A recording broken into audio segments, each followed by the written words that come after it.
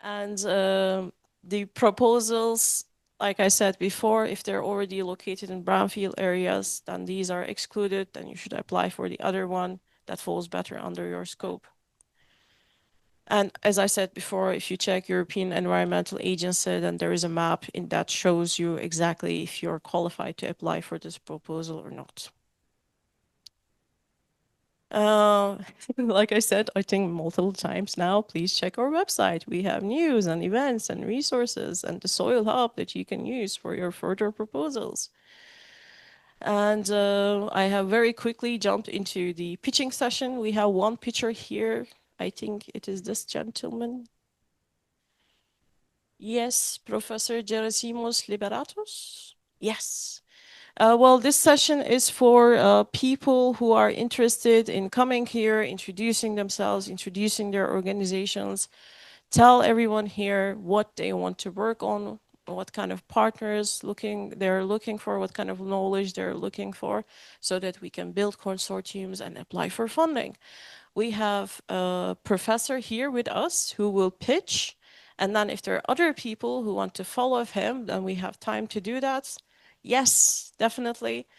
So it's a first come, first served basis. We will start with you, Professor. Thanks. Okay, so I already introduced myself, but some of you came later. So I'm Gerasimos Liberatos, professor at the National Technical University of Athens in chemical engineering, working in various aspects of waste and wastewater management. But I'm also city councillor in charge of circular economy in the municipality of Halandri, which is the municipality is one of the 66 municipalities that make up the Athens metropolitan area. So it's a suburb of Athens. And we've done work for a separate waste collection in the past and trying to find ways of optimally valorizing the food waste. And also we have been actively working quite a bit on food waste prevention. So generally our objectives and challenges are shown here. We are interested to monitor food waste and introduce best practices for reducing food waste, promote separate collection of food waste at the source, and valorize food waste for the production of compost, biogas, and high-value products. Our expertise is on bio-waste valorization, various biotechnological processes, including composting, as well as anaerobic digestion, also biological hydrogen production through dark fermentation, polyhydroxyalkanoates, bioplastics production from waste, various biotechnological processes. And we're interested, of course, in relevant projects. Here is my information. I must say that we have also worked with an island as a university now, the island of Andros through a Euro-Mediterranean project, and that aimed at training and developing a good process for a composting process from source-sorted food waste. And this was a very successful project because it was a small community and it's a tourist area. It has a large variation in the population, 3 times as much in the summer than in the winter. So one of the challenges was this variation in the population. And the process that we developed and have been operating has been extremely successful and a very good example that could be replicated elsewhere. So we're interested in anything that has to do with bio-waste valorization, and especially in composting and the use of composting. And also, I should say that in the municipality of Halandri, we also have a ravine, a forest area, which is very important for Athens because Athens is, for those of you that have been there, it's a city that doesn't have much green. But Halandri is a municipality that has this forest area within it. And for us, it's very valuable, of course, and we take very good care of it. And this forest area is a source for biomass, and we are interested, of course, in the quality of the soil there, what the forest gives you, how it should be optimally managed. Those are things that are of interest to us as well. Okay, so this is basically it. Thank you. If I may comment quickly on what Liberatus just said, it's really relevant to focus on the connection between biowaste generation and the soil you have in your area, because yeah, he talked about Greece, about the island of Andros. By the way, it was a really wonderful case study because it's really a demonstration, a living lab to some extent, about how to engage citizens with social inclusion risk and so on. So it was really an interesting demonstration project. But thinking back about the two upcoming calls about brownfields and boreal and alpine regions, don't forget about the fact that we have to think about what's available in those areas. I mean, what's available as an input source for maybe generating compost or digestate or whatever fertilizer, in the sense that we may have the need of restoring the quality of the soil in areas where input biomass is not so readily available. On the contrary, we may have regions like some boreal regions, northern countries, in which we may not have such need for restoring the quality of the soil because the climate is different, but there is still a very strong generation in biomasses, especially talking again about municipal solid waste and the organic fraction. So we don't have to say, well, our soil here is already okay, so it doesn't need to do anything. There is still a lot to be done in terms of diverting the biomass, the potential biomass generated to the right destination in order to generate fertilizer that are otherwise imported from Lithuania, from turf extraction areas and so on. So everything is still is really connected. Thank you.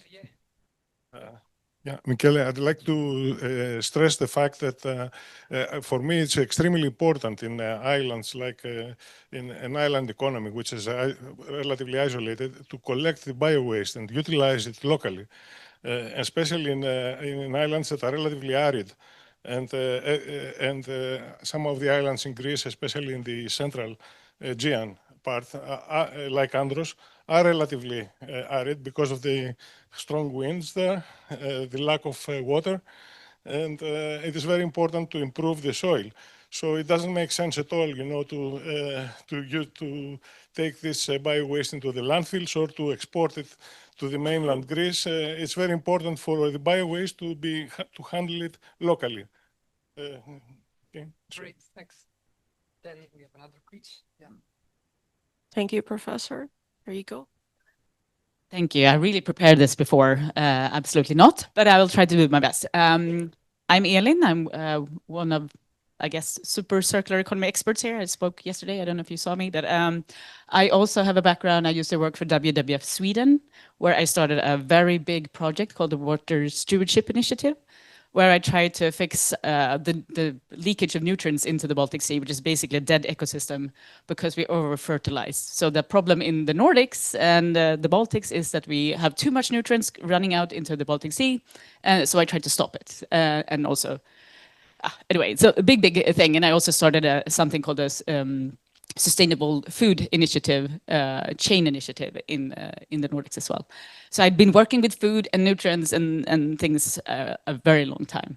But I wanted to pitch what I'm doing in Spain now because I accidentally ended up in Marbella 2 years ago in the winter. I was there speaking and I kind of got stuck there for a time. And I got shocked because in Marbella, it's one of the richest regions in Europe. It's a disaster. It's like, for me, just being there is insanity. So what's going on? 75% of Spain is turning into a desert. Last winter, there was absolutely zero rain. It was 21 degrees, like 12 degrees warmer than it's supposed to be. Absolute drought. and the only thing people were complaining about is they couldn't wash their cars or fill their pools. So I had to do something about it. So I did a big event talking about how can we save Spain from climate change, and also make it into an investment opportunity. So I made a big event, the biggest event I ever did in that region on this topic. And that kind of accidentally started a clean tech network. So now I also run a Spanish clean tech network. And the whole idea is to get all the companies in the region, not only Marbella, but also the whole Andalusia region, to talk about what they're doing, what the solutions they're sitting on, because there's a lot of companies that you can invest in, for instance. So I try to connect investors with the solutions. So one thing that I really want to do, because it's a part of this region called Almerimar, which I sailed to a long time ago. It's basically a plastic desert where they produce enormous amount of food. It's like, they produce food and it's shipped to all of Europe.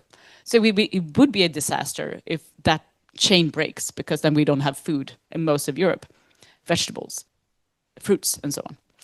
The problem with that area is it's so covered in white plastic that it's locally colder than other places, because it works like a glacier. So it reflects the heat from there. But it's also so much plastic that it's just microplastic everywhere. It's hopefully polluted. They kill the soil because they're just using so much chemical nutrients and pesticides that when you swim in the water, downstream in the Mediterranean, you get allergies, and it's not safe for children to swimming. So it's a horrible, horrible area. But if we could use this project and replenish and make it sustainable, it could have a fantastic impact.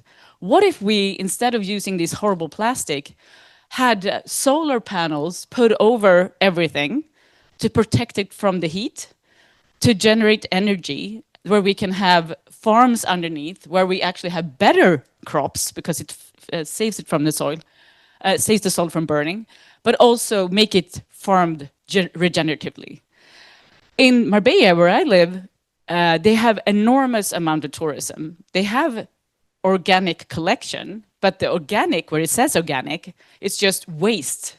So everything organic, but also plastic and shoes and whatever you want to throw in there is mixed together. Spain is one of the largest landfill countries in Europe. So all these fantastic nutrients from hotels and tourists and everything, it's just going into horrible landfills, creating methane just going up into the air instead of making it a beautiful biogas. So we would like to connect everything to these fantastic technologies that really could be implemented and scaled up, fix this freaking horrible area of Almerimar, and just make it into a beautiful, fantastic area that's sustainable in the long term. So that was my pitch. I don't know, we don't have any money. I'm just doing it voluntarily because I think it's the right thing to do.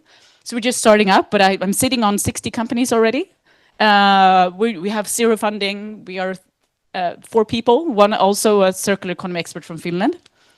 And we would love to get something going, but it's like there's no interest from politicians. The companies want to do things, but they're like, oh, where do we get the funding? Who can lead this? So if anybody has any connections in Spain, is anybody wants to get involved, contact me. Let's do something. Thank you. Also, quick comment from my side. Thank you for your pitch, because we are quite early, I can guess, because it's 12, like the networking lunch.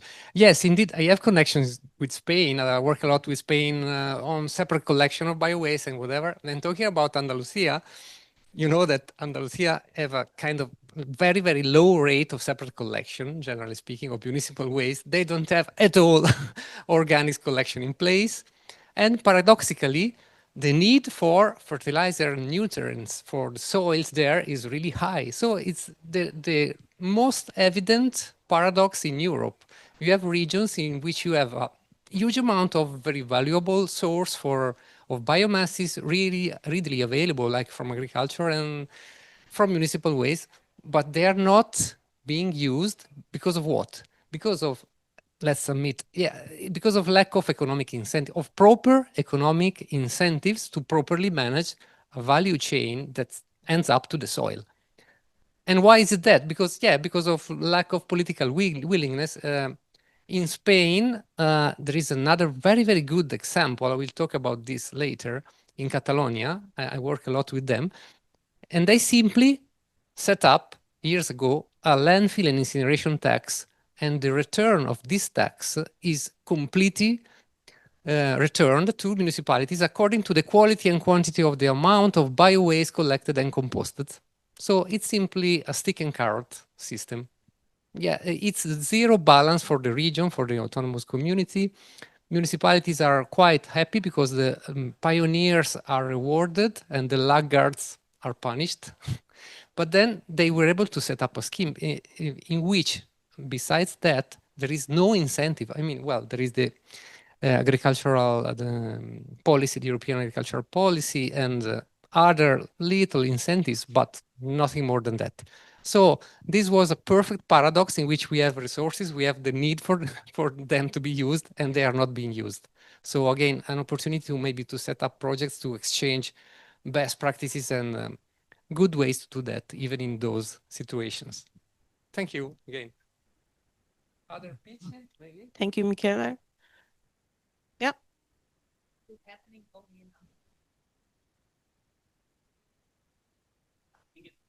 Everywhere, yeah. But the interesting part for me is like there's so much money in the Marbella area, and there is interest in doing things, but it's like there's a disconnect somehow. So if I can use my face in my name, that's good, but I'm Swedish and I don't want to say, hey, Spanish, you're doing wrong. So I need to have collaboration with Spanish people that can talk that local language, know the culture and everything, because I don't want to just go in and say, oh, you know, do it like in the Nordics. So that's the problem, yeah. I have a lot of ambition, but I want to do it the right way. Yeah, I'll speak without mic. Okay. Yeah, you are all specialists in land and soil. What do you see the importance of desalination projects and also from an investor perspective, from a regulations perspective? I've read a lot about projects in Spain being halted by the government. But what is your view in Greece, in Southern Europe? Like this is part of the mix in order to make progress, in my opinion, but maybe I'm wrong. Can I answer? Yes. Okay. So in Marbella, for instance, the region, they have desalination plants, which is good. They're also planning to make 3 more or something because it's been a lot of drought. The problem with those is they take extreme amount of money and time to build, while you, in the meantime, can do so much more by collecting the rain that actually comes, make sure it's distributed much better. And right now, when they had this winter, it was raining too much, but there's no way to collect it. So everything just runs off into the Mediterranean. So there's like, speaking of that, did you see the Wojciech presentation this morning? So he talked about Wuhan sponge cities. So that's what we need to do everywhere. Like we need to make sure that we have land that's not, because now Spain, it's like I said, it's a desert. So you can't, when it rains, it can't take out the rain because it's so dry. So it just runs off, it takes all the nutrients with it as well. So it's like we can do things that's much more into the ecosystem than building desalination plants, which is also needed sometimes, but it's more like a bad hybrid car, if you know what I mean, instead of fixing the actual ecosystems in a natural way. That's much better. Especially it's just to, I agree very much with what you just said. The biggest problem is to retain the rain, and these last years, of course, the rain phenomena are very intense. You can have in a matter of 3 or 4 hours as much rain you used to have in a whole year, and this is a disaster in every way. We have flooding now, and all this ends up in the sea without retaining it, and so. Anything that can be done along these lines is very important. I agree. Maybe you can open up someone from the online participant. I don't know. Hello, dear online people. Is there anyone that wants to pitch their organization and their project idea, or is there questions to the... I see there Thomas from Polish Composting Association also. So yeah, some Northern country perspectives. Okay, another question from there. Yeah. So can I just ask, since I used to work at WWF, you work in composting, and what I always heard is, in Sweden we compost a lot. Don't do it. Don't do it, because Elaborate. in Sweden we have very, very good food collection. We had it for many, many, many years. And it's much, much better to do it on an industrial scale, because then you take in the food waste and also agriculture waste, and we also have like a water treatment system since the 40s. But it's much, much better to do it in an industrial scale, because you can take the biogas out, you can use the nutrients and use it as biological organic fertilizer. If you keep composting, it emits some methane, and it's not as effective. You mean home composting? Home just composting. to clarify. Yes, exactly. And there's other composting. I mean, of course, there's industrial composting. But it's that's like, different. so we also, that's another thing. We also need to talk about what type of composting are we talking about? Thank you. Yeah, we will have a session about that when I will presenting later. But thank you for the clarification, because yeah, indeed, sometimes there is some kind of misconception, like I have this technology, or maybe even elaborating a little bit more, there are other technologies, there is new ideas about biochar generation or whatever, but syngas and biogas and whatever. But in the end, yeah, it's all about, think about this, diverting all of the food waste generated by your kitchen and by your industrial activities out of landfills, out of incineration. We don't want to burn water because a banana peel is made up of water. We don't want it to generate methane. We want all the amount captured to be captured and then composted, digested, even with biogas, biomethane, and then composted and then returned to the soil. And we don't just want home composting, definitely. I really support your point of view. It's a balance of all the options, but what's really important in the end is not to leave anything in residual in the trash bin. This is really the key indicator to be measured, and it was part of a live project in which we were involved recently, which generated a set of guidelines saying, please, look at indicators. Don't look just at fancy things and whatever. Look at how much food waste is left into residual, how much compost is generated and returned to the soil and its quality and whatever. Yeah, it's a long story, but thank you for the comment. I don't know, any other? Yeah. You know, if I talk, I'm so used to talking. So another thing that's been going on in these discussions that I think is interesting here in the Netherlands that I don't really agree with. Now, I really like to be in the bio building construction group as well, is that now everything is going to be bio-based when you go into construction. And what I'm saying, a lot of the bio waste that you're using, it could be straw from food production and so on, should not be put into the technical side, because then you pollute the nutrients. And you can't take it back again. And I would argue that there's no such thing as agriculture waste. It's nutrients, and they should be kept on the fields. Otherwise, we need to mineral fertilize in. So I think that's the thing that's missing from the conversation. And I would like to just remind everybody, it's like we need to have a natural system. And if we keep taking things out of the forest, we need to mineral fertilize. And it's not, that's a linear system. So that was just a comment. Thank you. Very good. I want to turn once again to you online participants. If you have specific questions about the SOILL Startup project or the funding opportunities for the next wave of soil health living labs, or if you have questions to the audience here, please let us know. You can also post it in the chat if you don't want to speak up. But if you think of a question later about these topics, you can also send me an email and I will pass it on to our partners. Very shy audience.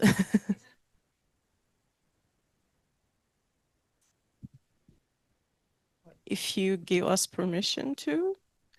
But you can also join the Soil Hub. which I am contractually obligated.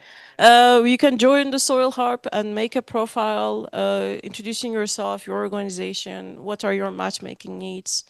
And then you can very easily send messages, set up meetings, create events together, and we will help promote the events that you have created also.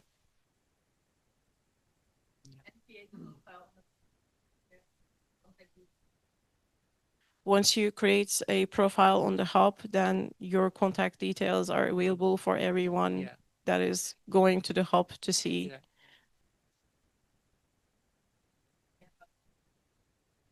I will aggressively email everyone who's here to use this hub. That goes for you, online participants. I will email you very aggressively about this hub. I have your contacts registered for this event. I will contact people, hunt the. But I will take your registrations for people present in this room. So if you want me to contact you and you think I may not have your email, you can also just give me your email. So that is all an option. And if you do not have questions from the participants, I guess not. Okay. Then we can go ahead with one of the presentations. If you want, Michaela, you can start with introducing Chick. As you wish, yes. Do you mean the presentations for the best practice part? Yes, for that part. Yeah, I'm fine with that because I've seen that there are many presentations during that part. So maybe we'll save time by doing that. So yes, in that case, we have to open the slides and jump to maybe reduce the full screen mode because we have to jump to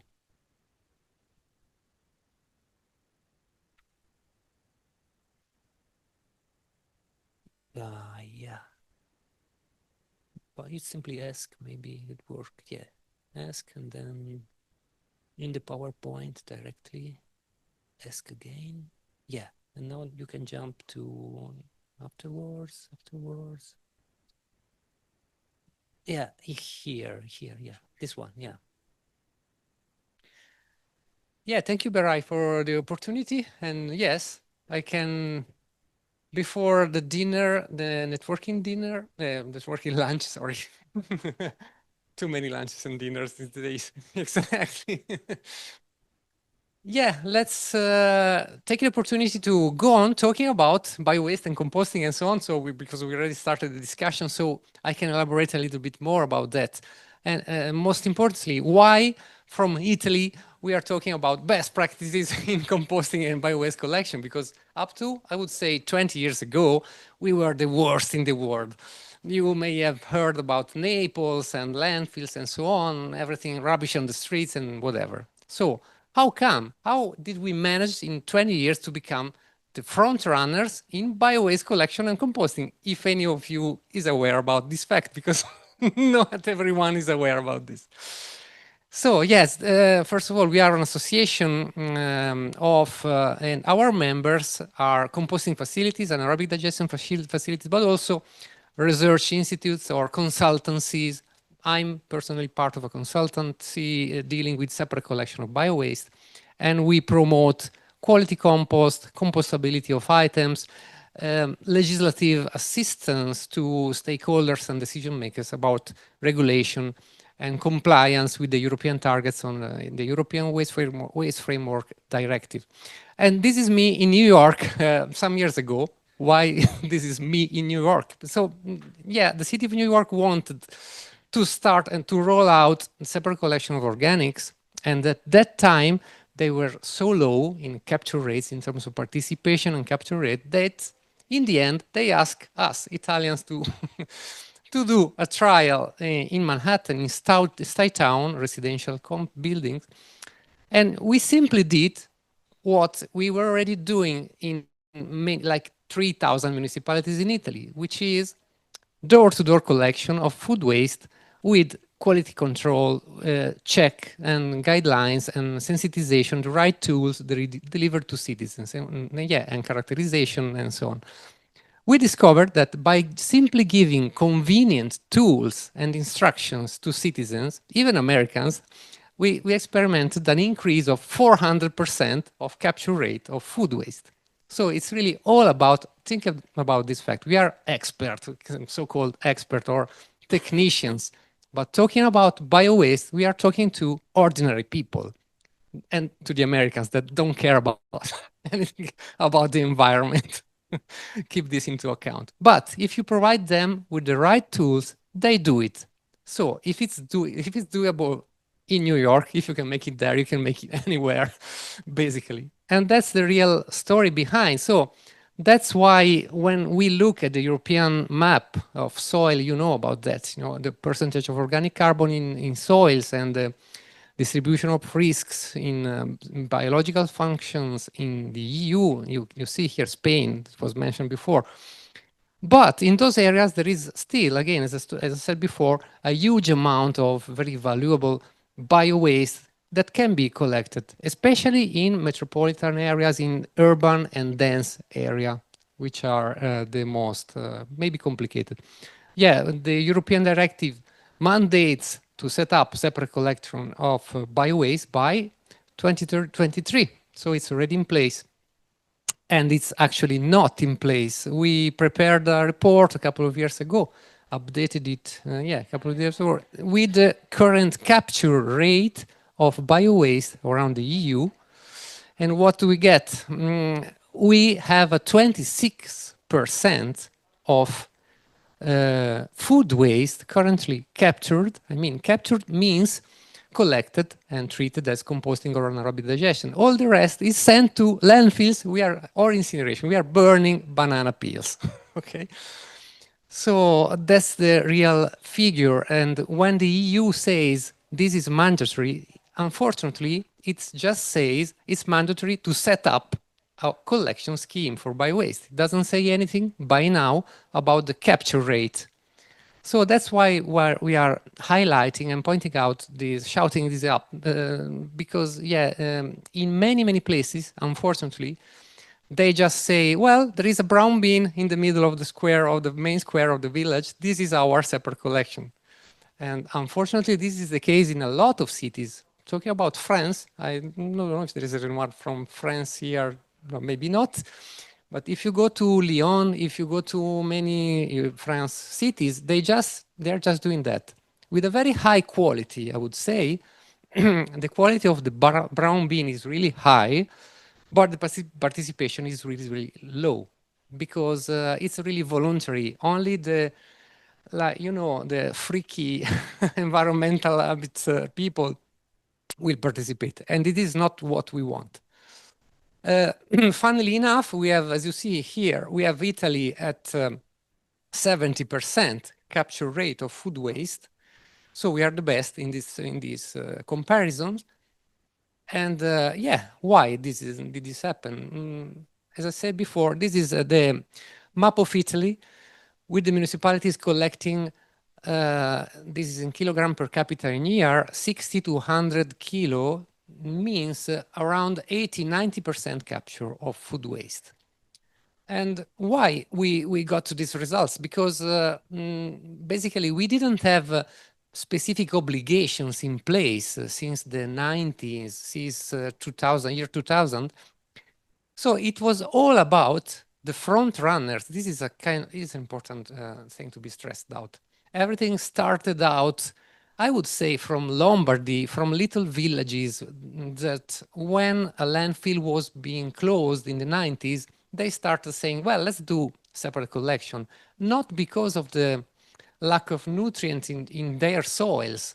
Citizens were not thinking about that. Also, keep this in mind. Ordinary citizens maybe don't have absolutely in mind about the quality of their soils and nutrient and mineral fertilizer, but they care about closing an environment, a landfill close to them, rubbish being left out of their door because there is no collection in place, and so on. So the sense of emergency and additional things led to a replication of a model that has been outstanding in the end. Well, this is the, I will skip this, basic sources of biomass for bio waste, food waste and garden waste and so on. And again, when we talk about food waste generation, which is around 110 kilos per capita in a year, we want to divert all this amount from landfills to a proper management. Proper management, first of all, is source reduction.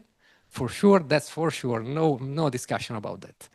But we cannot get to 100 kilos per capita reduction of food waste because simply we cannot force citizens to change their habit such aggressively, like Barai would say, like, please, you have to eat your broccoli up to the end. Please, you have to not discard any kind of food scrap in your kitchen. This is really too aggressive because it requires a change of habit, which is not so common in ordinary people.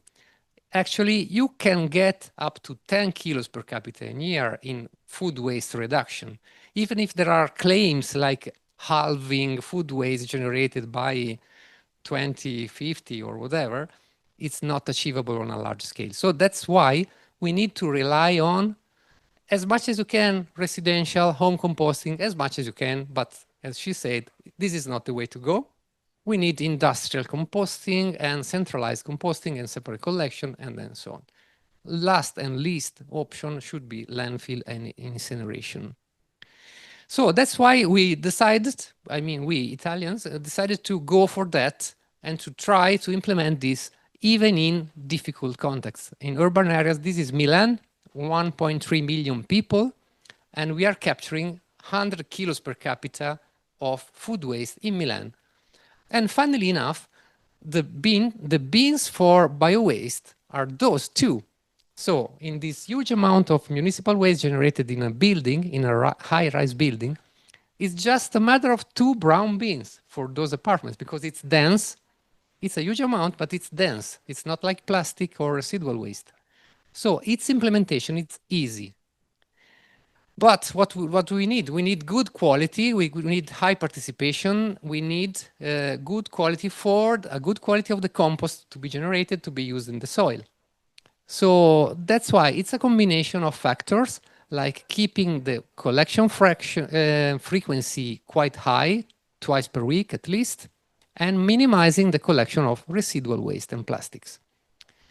As a comparison, Copenhagen implemented a kind of similar scheme, quite similar, but they just got to 26 kilo per capita a year in the beginning, comparing to the 100 of Milan. Well, quick comment for her.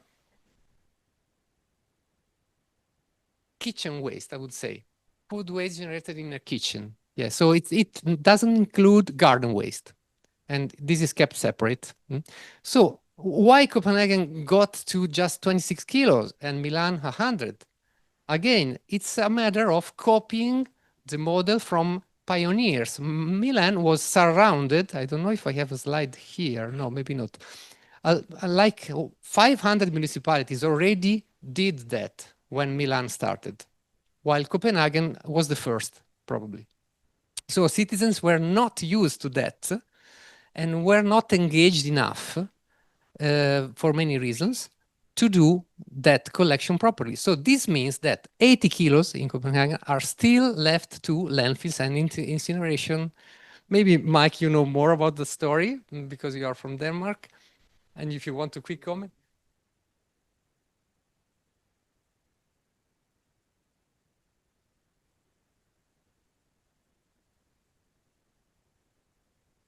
Great.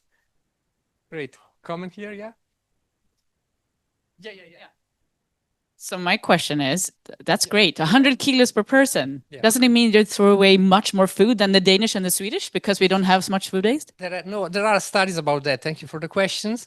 And yeah, in northern Italy, the habits in food waste generation are quite similar than Nordic countries, I would say. There is a project, Fusions, EU Fusions project is all about that. And the generation is maybe 90 in Denmark and 110 in Italy. So if they are capturing 26, it's still 25% of the overall amount. But yeah, I'm confident that there are that these data are from 3 or 4 years ago.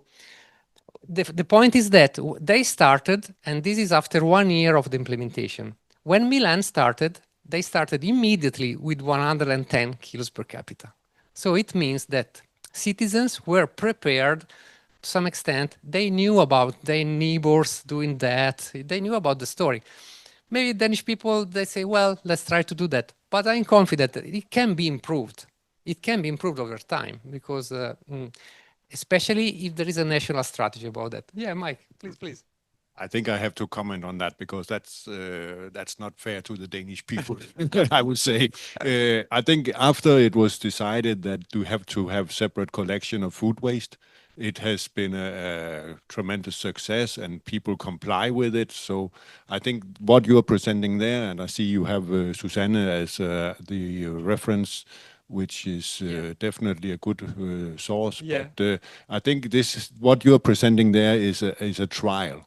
This was a trial, and I think there was maybe not enough attention, but after we have had this about the 10 fractions and legislation and easy and national-wide collection, I would say everybody in Denmark have and we have more than 100 kilos. We have about 140 kilos of food waste. Great. So we have focus on it, and I think we are doing good. I don't know if it's still as good as in Italy, but yeah, for sure, I think we have increased the awareness tremendously as well. Very good. I'm happy about that.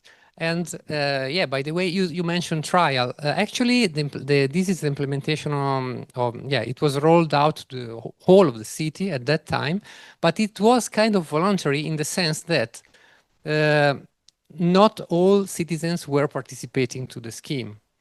I mean, if I'm not wrong, every building could decide whether or not to pick a brown bin, to ask for it, if I'm not wrong, I don't remember exactly. But again, it's a matter of tricky and specific things in order to convince everyone to participate. And I'm happy to know that over time, this worked. So if it can work in large cities like Copenhagen and Milan, it can work anywhere.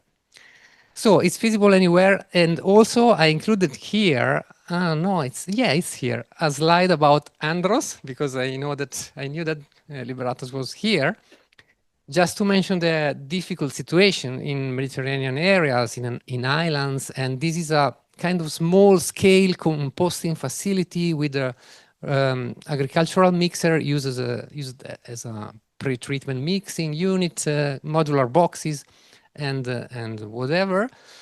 So composting and collection coupled to composting is really something flexible that can be implemented in different situations. Like this is in front of my home. I live in a rural area as well, and this is a collection truck, a small, lightweight vehicle collecting both residual waste and food waste in the same truck. So we are reducing the environmental footprint, also the collection part. And this is from Spain, in which they are trying a lot of systems in order to encourage citizens to participate, even with kind of, collective containers in which we have to control the quality, but it's not so easy because it's a collective container on the street. So many things to be considered. And quickly, some of our figures. Now we have 363 composting facility and an aerobic digestion facility. We are treating more than 8 million tons per year of bio-waste, and we are generating through composting and AD a huge amount of compost. I think it's more than 2 million tons per year.